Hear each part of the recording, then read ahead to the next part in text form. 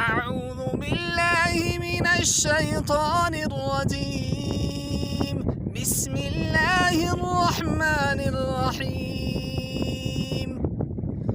وليعلم الذين نافقوا وقيل لهم تعالوا قاتلوا في سبيل الله أو ادفعوا قالوا لو نعلم قتالا لاتبعناكم هم للكفر يومئذ أقرب منهم للإيمان يقولون بأفواههم ما ليس في قلوبهم والله أعلم بما يكتمون.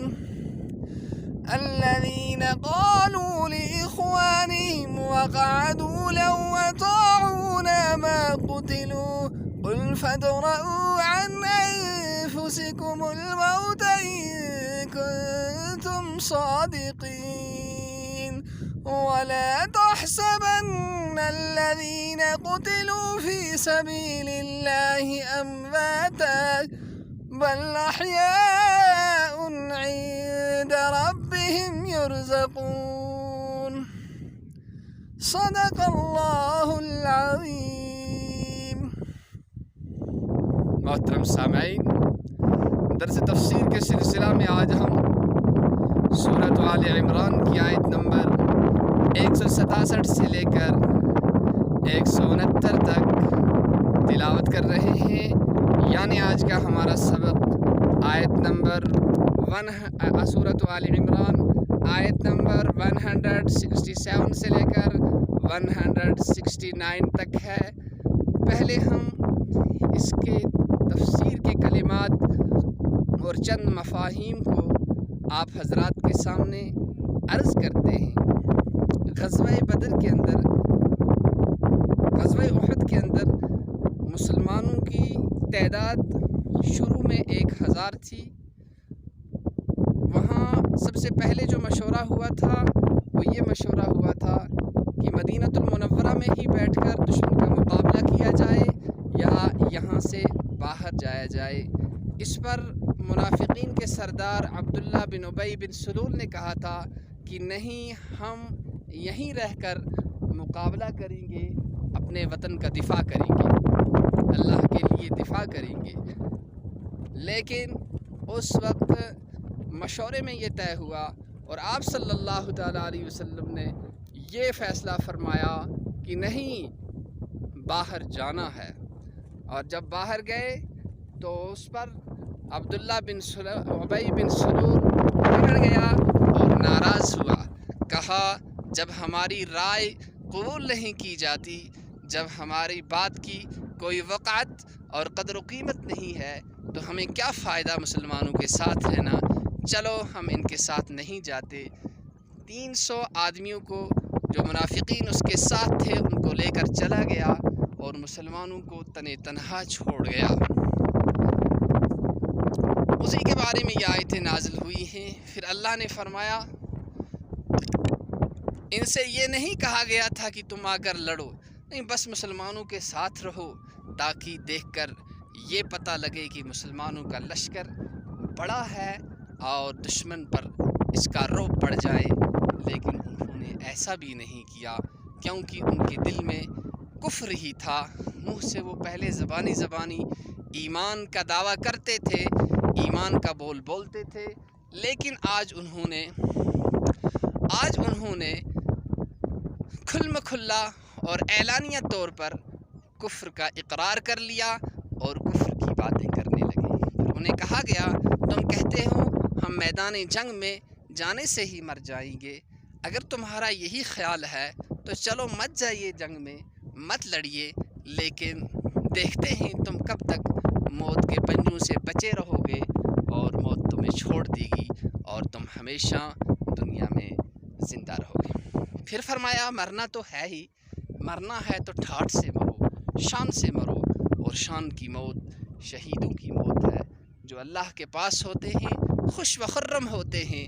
وہاں انہیں برزخ کا رزق ملتا ہے اور وہاں برزخ کی تمام نعمتیں اللہ کے پاس انہیں حاصل ہوتی ہیں، اللہ کا خاص قرب انہیں نصیب ہوتا ہے.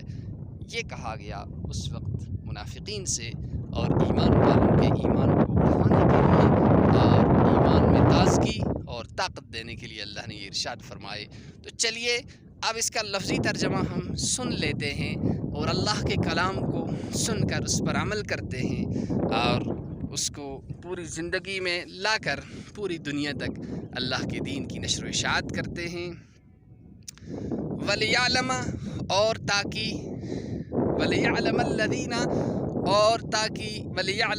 تاکہ جان لے الذین ان لوگوں کو نافقوا جو منافق ہو گئے، وقیل لہم وَلِيَعْلَمَ الَّذِينَ نَافَقُوا وقیل لہم اور ان سے کہا گیا اب تعالو وقیل لہم تعالو آ جاؤ، قاتلو لڑو قتال کرو، اوِدفعوا یا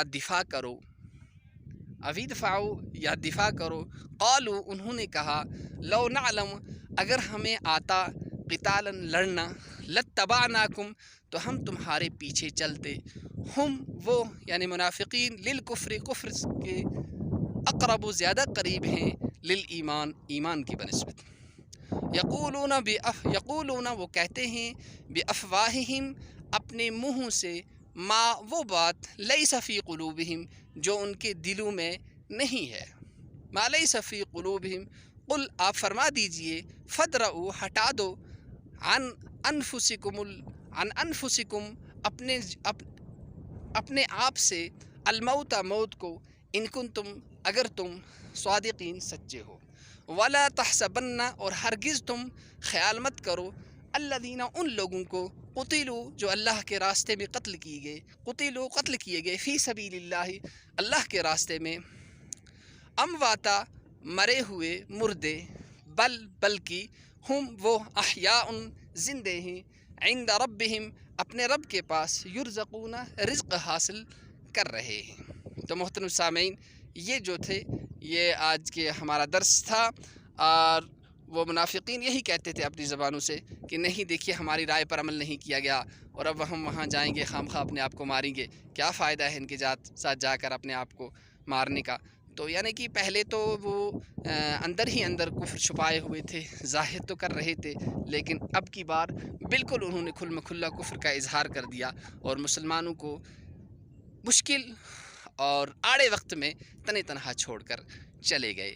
اللہ تعالی ہمیں ایمان کی دولت سے مالا مال فرمائے، ہمیشہ ایمان پر قائم دائم رکھے، ہمیشہ کے لیے ایمان کا، اسلام کا اور اپنے احکام کا ساتھ دینے اور اس پر چلنے کی توفیق نصیب فرمائے، اور ہم سب کا خاتمہ بالخیر فرمائے۔ السلام علیکم ورحمۃ اللہ وبرکاتہ۔ آپ حضرات کی دلچسپی کے لیے بنگس وادی کی یہ تصویر میں پیش کر رہا ہوں، امید ہے کہ آپ حضرات کو پسند آیا ہوگا اور آپ میرے لیے ضرور دعا بھی کریں گے اور چینل کے ساتھ جڑے رہیں گے، اللہ کے قرآن کے ساتھ جڑے رہیں گے، خود بھی عمل کریں گے اور دوسروں تک بھی پہنچائیں گے۔ السلام علیکم ورحمۃ اللہ وبرکاتہ۔